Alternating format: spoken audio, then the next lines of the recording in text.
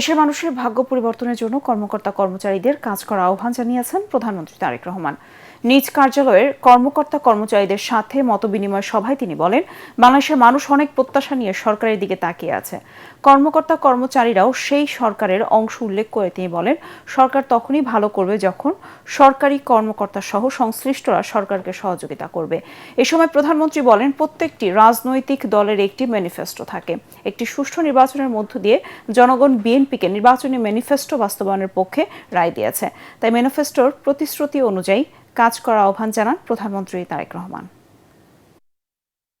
সরকারের কাছে প্রত্যাশা রাখছে বাংলাদেশের মানুষ, আপনারাও কিন্তু সেই সরকারেরই একটি অংশ এবং সরকার ভালো চলবে তখনই যখন আপনারা সরকারকে সহযোগিতা করবেন। আমাদের প্রত্যেকের আল্লাহর কাছে শুকরিয়া আদায় করা উচিত যে আল্লাহ আমাদেরকে একটা সুযোগ দিয়েছেন, আমাদেরকে আল্লাহ সেই পরিস্থিতি বা সুযোগ দিয়েছেন যেখানে আমরা যদি স্ব অবস্থান থেকে সচেতন হই, স্ব অবস্থান থেকে যদি আমরা কাজ করি, অবশ্যই আমরা একটা অবদান রাখতে পারবো।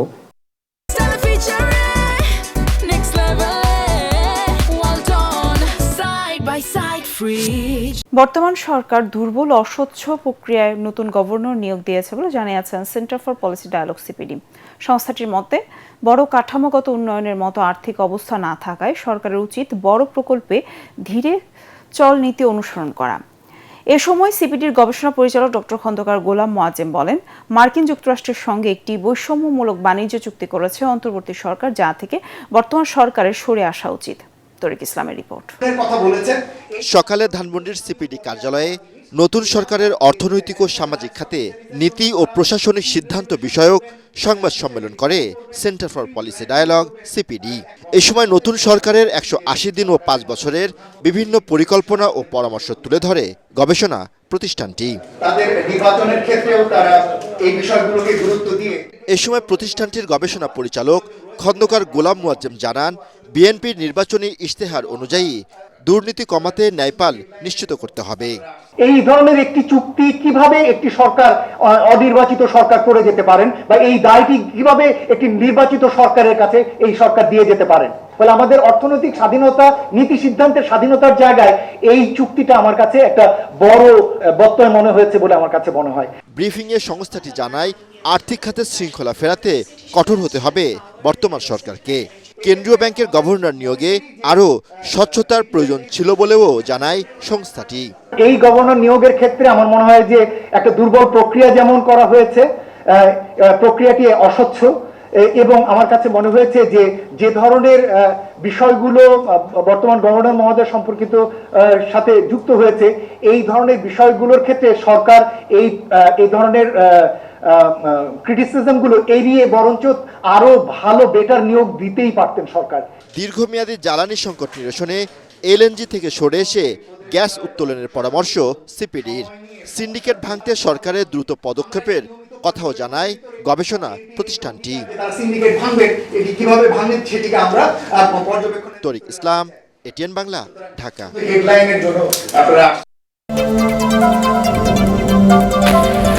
প্রথম আলো কার্যালয়ে হামলার মধ্য দিয়ে সারা বিশ্বে যে ভাবমূর্তি নষ্ট করা হয়েছে তা দৃষ্টান্তমূলক সাজা নিশ্চিতের আশ্বাস দিয়েছেন স্বরাষ্ট্রমন্ত্রী সালাউদ্দিন আহমেদ। আর পররাষ্ট্রমন্ত্রী বলেছেন, এমন তাণ্ডব সভ্য সমাজে হতে পারে না। ওদিকে গণমাধ্যমের সর্বোচ্চ স্বাধীনতা নিশ্চিতের কথা বলেছেন তথ্য ও সম্প্রচার মন্ত্রী। শনিবার বিকেলে হামলার শিকার প্রথম আলো ভবন পরিদর্শনে এসে এসব কথা জানান তারা। সাজ্জাদ জাহানের রিপোর্ট। 18 ডিসেম্বর অগ্নিকাণ্ড ও হামলা শিকার প্রথম আলো ভবনে চলছে ব্যতিক্রমী শিল্পকর্ম প্রদর্শনী আলো। প্রদর্শনীর 11তম দিনে পরিদর্শনে এসেছিলেন স্বরাষ্ট্রমন্ত্রী সালাউদ্দিন আহমদ, পররাষ্ট্রমন্ত্রী ডক্টর খলিলুর রহমান, তথ্যমন্ত্রী জহিরুদ্দিন স্বপন সহ বিশিষ্টজনরা। এ সময় আরও উপস্থিত ছিলেন এনসিপির নেতৃবৃন্দ। পরে স্বরাষ্ট্রমন্ত্রী বলেন, বিএনপির নির্বাচনী ইশতেহার অনুসারে স্বাধীন গণমাধ্যম ও স্বাধীন বিচার ব্যবস্থা নিশ্চিত করা হবে। আমাদের যে ইশতেহার সেখানে বলেছি আমরা স্বাধীন গণমাধ্যম চাই এবং গণমাধ্যমের পূর্ণাঙ্গ স্বাধীনতা আমরা প্রতিষ্ঠা করব। বিচার বিভাগের পূর্ণাঙ্গ স্বাধীনতা আমরা বিশ্বাসী এবং প্রতিষ্ঠা করব। সেই লক্ষ্যে আমাদের ইশতেহারে কিছু বিষয় আমরা উল্লেখ করেছি। আমি তদন্তের অগ্রগতি কি সেটা জানতে চেয়েছি এবং আগামী 2 মাসের মধ্যে তদন্ত কার্যক্রম, সুষ্ঠু তদন্ত কার্যক্রম সমাপ্ত করে চার্জশিট দাখিলের জন্য নির্দেশনা দিয়েছে। এ সময় পররাষ্ট্রমন্ত্রী বলেন, এই হামলার ঘটনায় কূটনৈতিক মহলে ভাবমূর্তি নষ্ট হয়েছে। ভয়ভীতি প্রদর্শন, অগ্নিসংযোগ, জানমালের ভাঙচুর, বিধ্বংস করা, ভাঙচুর করা, এগুলো একটা সভ্য সমাজের অংশ হতে পারে না। প্রথম আলো এবং ডেইলি স্টারের ঘটনায় আমাকে স্থানীয় কূটনৈতিক মহলে এবং বিদেশে কথা শুনতে হয়েছে। মাননীয় স্বরাষ্ট্রমন্ত্রী যে কথাটি বললেন, আমাদের মাথা হেঁট হয়ে গেছে। পরে তথ্যমন্ত্রী বলেন, যে কোনো গণমাধ্যমের উপর এমন হামলা সভ্যতার উপর হামলা। অতীতে যা ঘটেছে তাকে অবশ্যই তদন্তের আওতায় আনতে হবে এবং এটা পরিষ্কারভাবে আমাদের সরকার বোঝে কোনো অপরাধ তামাদি হতে পারে না। যে কোনো অপরাধ তাৎক্ষণিকভাবেই হোক আর যত সময়ের ব্যবধানই হোক তাকে জবাবদিহিতার এবং বিচার প্রক্রিয়ার আওতায় আসতেই হবে। এনসিপির মুখ্য সংগঠক সাজিস আলম বলেন, মতপার্থক্যকে আক্রমণ করে দমন করতে চাইলে তা আরও বেশি শক্তিশালী হয়ে ওঠে। প্রথম আলোই তার উদাহরণ। এই জায়গায় যেন কেউ এটাকে রাজনৈতিক উদ্দেশ্য প্রণোদিতভাবে ব্যবহার না করতে পারে, সেই বিষয়েও আমাদের সেটি আহ্বান থাকবে। সাজ্জাদ জাহান, এটিএন বাংলা, ঢাকা। সরকার আইনসঙ্গতভাবে ফ্যাসিস্টদের বিচার করতে বদ্ধপরিকর বলে জানিয়েছেন আইনমন্ত্রী অ্যাডভোকেট আসাদুজ্জামান। ঝিনাইদহ জেলা প্রশাসকের সম্মেলন কক্ষে সরকারি দফতরের প্রধানদের সাথে মতবিনিময় শেষে সাংবাদিকদের কথা বলেন তিনি। সরকারি কোনো দফতরের কর্মকর্তা দুর্নীতি করলে তার বিরুদ্ধে কঠোর ব্যবস্থা নেওয়ার হুঁশিয়ারি দিয়ে আইনমন্ত্রী বলেন, দুর্নীতিবাজ কর্মকর্তাদের শুধু চাকরিই যাবে না, তার বিরুদ্ধে মামলাও হবে।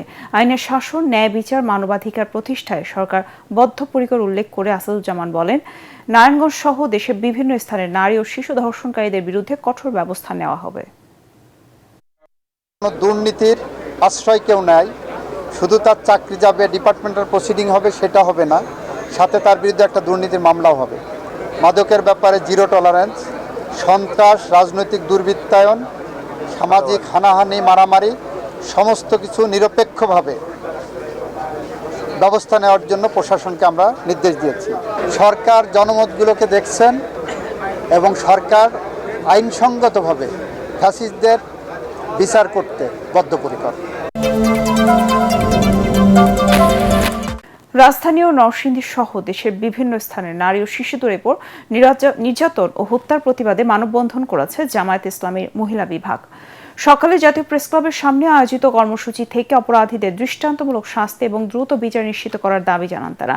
দলের মহিলা বিভাগের সেক্রেটারি নুরুন্নেসা সিদ্দিকা অভিযোগ করেন, নারী ও শিশুদের নিরাপত্তা নিশ্চিতে প্রশাসনের দুর্বলতা রয়েছে। নারী ও শিশু নির্যাতনের ক্ষেত্রে জিরো টলারেন্স নীতি গ্রহণ এবং সামাজিক যোগাযোগ মাধ্যমে কুরুচিপূর্ণ মন্তব্যকারীদের আইনের আওতায় আনার দাবি জানান তিনি। এই প্রশাসন এখানে যে ক্রাইম চলছে, এখানে যে কনস্পিরেসি আছে, এখানে যে দলীয় যে চাপ আছে, সবকিছু মিলিয়ে প্রশাসন স্বাধীনভাবে কাজ করতে পারছে না। আমরা আশা করব আইন যেন নিজের হাতে তুলে না নিতে হয়। সমস্ত নারীদের, সমস্ত শিশুদের নিরাপত্তা দেওয়া আসল কাজ কোনটা? অবশ্যই আসল কাজ হলো সব মানুষের, সব নারী, সব শিশুদের নিরাপত্তা দেওয়া। প্রত্যেক নাগরিকের নিরাপত্তা পাওয়ার অধিকার আছে। তাহলে আপনি কেন তাদেরকে নিরাপত্তা দিতে ব্যর্থ হচ্ছেন? এই ব্যর্থতার দায় অবশ্যই আপনাকে বহন করতে হবে এবং পুরা প্রশাসনকে বহন করতে হবে। গ্যাস সিলিন্ডারের সংকট কাটলেও দামের স্বস্তি ফেরেনি বলে দাবি ভোক্তাদের। বিক্রেতারা বলছেন, সরকারি নির্ধারিত মূল্যে সিলিন্ডার কিনতে পারছেন না তারা। এদিকে বাণিজ্যমন্ত্রী দর বৃদ্ধিকে খুচরা ব্যবসায়ীদের কারসাজি বললেও ক্যাবের জ্বালানি উপদেষ্টা এম শামসুল আলম মনে করেন, প্রশাসনের পৃষ্ঠপোষকতায় সিন্ডিকেটের দৌরাত্ম্যে দর বেড়েছে। ইমদাদুল হকের ক্যামেরায় সাজ্জাদ জাহানের রিপোর্ট। সম্প্রতি রাজধানী সহ সারা দেশে গ্যাস সরবরাহে সংকট থাকায় এলপিজি সিলিন্ডারের দাম আকাশচুম্বী হয়ে দাঁড়ায়। 12 কেজির সিলিন্ডারের দাম দ্বিগুণ বেড়ে 2500 টাকা পর্যন্ত বিক্রি হয়। এরই মাঝে বাণিজ্যমন্ত্রী জানান, মূল্য বৃদ্ধিতে আমদানিকারক নয়, বরং খুচরা দোকানিরাই দায়ী। খুচরা পর্যায়ে অনেক সময় যারা রিটেল সেল করেন তারা পরিস্থিতির সুযোগ নেওয়ার চেষ্টা করেন এবং এটির সাথে আমদানিকারকের কোনো সংশ্লিষ্টতা নাই। তবে গ্যাস সিলিন্ডারের দাম কমলেও সরকার নির্ধারিত মূল্যে বাজারে পাওয়া যাচ্ছে না বলে অভিযোগ ক্রেতাদের। আমাদের টেস্কের এলাকায় মাল পাই না, কোথাও পাই না। একটা গ্যাস 2400, 2500, 2600 বেচছে। রাতের পর থেকে সকাল পর্যন্ত একদম গ্যাস অফ থাকতো, পাইতাম না। দুই দিকেই সংকট, এটাও পাইতেছে না, লাইনের গ্যাসও পাইতেছে না, তাহলে এত গ্যাস গেল কোথায়? প্রশ্ন তো অবশ্যই একটা জাগে। সিলিন্ডারের দাম বাড়ায় নিজেদের দায় এড়িয়ে খুচরা বিক্রেতারা দাবি করেন ক্রয় মূল্য থেকে সামান্য লাভে বিক্রি করেন তারা। সরকারি লিঞ্জে মূলত আমরা কিনতেই পাই না, আমাদের ডিও লেডিজ 1358 টাকা কিনা পড়ছে বেশি, এরপর লোড আনলোড খরচ আছে, যে একটা বোতল আনলো লাগে 70-80 টাকা ভাড়া।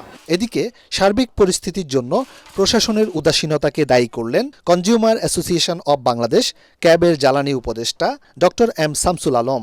এই ব্যবসায়ীদেরকে এ ধরনের বাজার নিয়ন্ত্রণে মন্ত্রণালয় আশ্রয় দিয়ে এসছে, প্রশ্রয় দিয়ে এসছে এবং বিআরসি আইন অবমাননা করছে এবং নানা অজুহাতে সংকট তৈরি হয়েছে। সেই সংকট দেখিয়ে তারা বেশি দামে বিক্রি করেছে এবং ভোক্তাদেরকে কাছ থেকে তারা অসহায় এবং তাদের সুযোগ নিয়ে তাদেরকে লুণ্ঠন করেছে। আগামীতে গ্যাসের ক্ষেত্রে গ্যাস সিলিন্ডার এলপিজি নির্ভরতা বাড়ানোর পরামর্শ নানা ক্ষেত্র থেকে থাকলেও সম্প্রতি গ্যাস সিলিন্ডারের দাম যেভাবে বেড়েছে তা ভাবিয়ে তুলেছে ভোক্তা পর্যায়ে।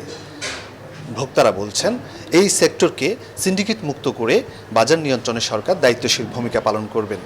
সাজ্জাদ জাহান, এটিএন বাংলা, ঢাকা। নির্বাচনের মধ্য দিয়ে দেশে গণতন্ত্রের যাত্রা শুরু হয়েছে। আগামী রাজনীতি হবে দেশের মানুষের ভাগ্য পরিবর্তনের। জামায়াতের ইফতার অনুষ্ঠানে যোগ দিয়ে এসব কথা বলেন প্রধানমন্ত্রী তারেক রহমান।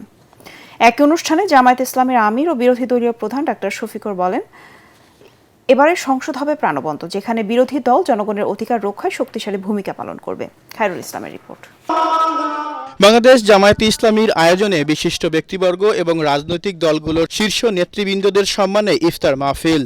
শনিবার রাজধানীর চীন মৈত্রী সম্মেলন কেন্দ্রে আয়োজিত এ অনুষ্ঠানে যোগ দেন বাংলাদেশ সরকারের প্রধানমন্ত্রী তারেক রহমান। অন্যান্য রাজনৈতিক দলের শীর্ষ নেতাদের সঙ্গে অনুষ্ঠানে উপস্থিত হন শিল্প, সাহিত্য, ব্যবসা, সামাজিক ও গণমাধ্যম অঙ্গনের প্রতিনিধিরাও।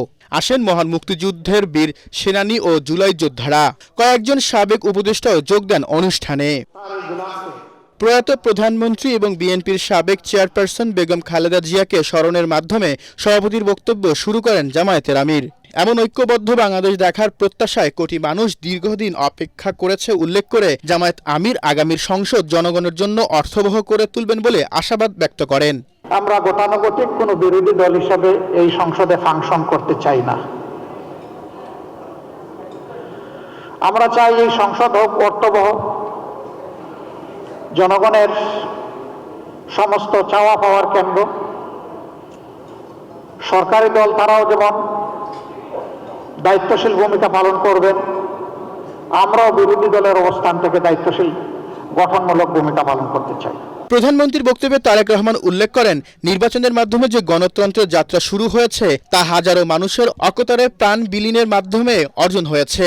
গণতন্ত্রের পথ মসৃণ করতে সকল রাজনৈতিক দলকে ঐক্যবদ্ধ হওয়ার আহ্বান জানান তিনি। আমাদের আগামী দিনের কাজগুলো হবে এই দেশের মানুষের ভাগ্য পরিবর্তনের জন্য।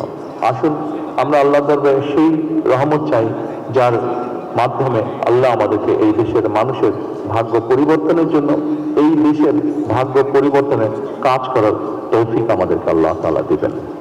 আগামীর রাজনীতি বাংলাদেশের মানুষের ভাগ্য উন্নয়ন হবে বলে প্রত্যাশা ব্যক্ত করেন প্রধানমন্ত্রী। খায়রুল ইসলাম, এটিএন বাংলা, ঢাকা।